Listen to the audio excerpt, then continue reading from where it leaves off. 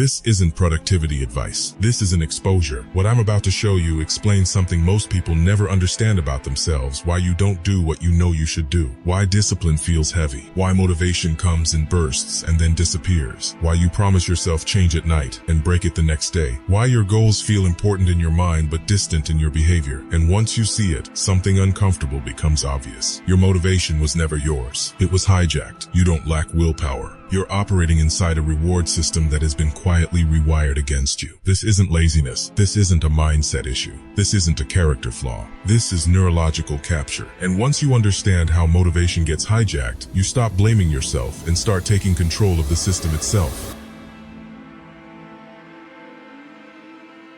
Here's how this breaks down. Part 1, the hijack. How your drive was stolen without you noticing. Part 2, the trap. Why modern life keeps you addicted to low-effort rewards. Part 3, the damage. What this does to your brain, your ambition, and your future. Part 4, the reclaim. How to reverse the hijack and make your brain work for you again. Part 1, the hijack. Motivation is not a personality trait. It's chemistry. Your brain runs on dopamine, not the pleasure chemical like people say, but the pursuit chemical. Dopamine is what tells your brain, that thing over there is worth effort. No dopamine, no movement, no anticipation, no action. Thousands of years ago, this system worked perfectly. Food required effort. Status required skill. Survival required persistence. Effort reward. Work result. Struggle payoff. Your brain evolved to value delayed rewards because rewards were scarce. But now, your environment is engineered to flood your brain with reward signals that require zero effort. Social media, short-form videos, pornography, sugar, endless notifications, gaming, streaming. Your brain doesn't know these are artificial. All it knows is reward detected, effort not required, so it adapts. Why spend energy learning a skill when you can get stimulation instantly? Why tolerate discomfort when comfort is one swipe away? Why build the future when you can feel something right now? That's the hijack. Your motivation system designed to push you toward long-term power is now serving short-term stimulation. Part 2, the trap. Here's where it turns dark. Cheap dopamine doesn't just distract you, it changes you. Every time you consume fast stimulation, your brain spikes dopamine higher than natural rewards ever could. And then, after the spike, it crashes below baseline. That drop is the trap. After high stimulation, you don't just return to normal. You feel lower than normal, flat, restless, unmotivated, mentally foggy. So what do? You reach for another spike, scroll again, watch again, click again. You think you're seeking pleasure. You're not. You're trying to escape the low created by the last hit. This is the dopamine debt cycle. Spike, crash, craving, spike. And while you're inside it, long-term effort feels unbearable. Not because you're incapable, because your baseline motivation has been chemically lowered. Part 3, the damage. This hijack doesn't just waste time. It reshapes your brain's expectations. Normal life begins to feel dull. Deep work feels slow.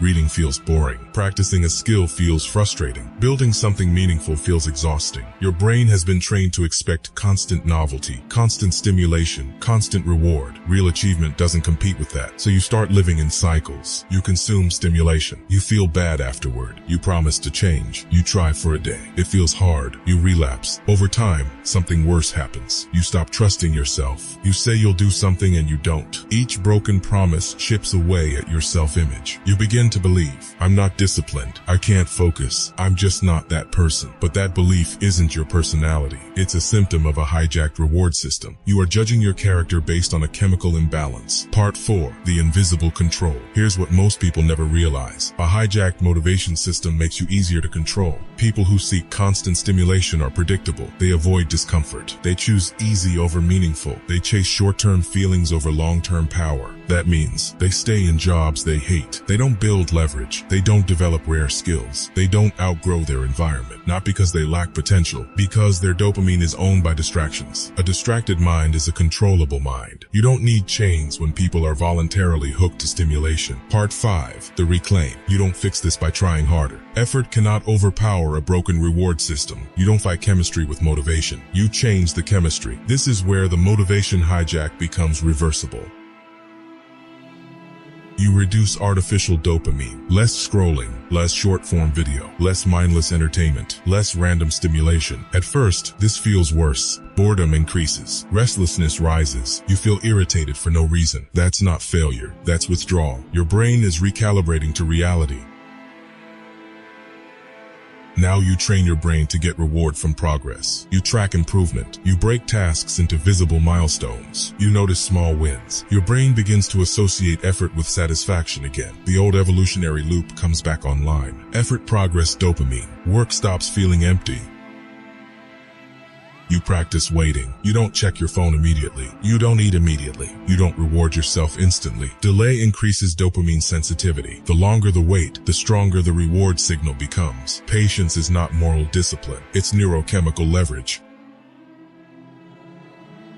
When rewards are constant, they lose impact. When rewards are rare, they become powerful. You make entertainment intentional, not automatic. You turn stimulation into something earned. Your brain stops being numb. It starts responding again.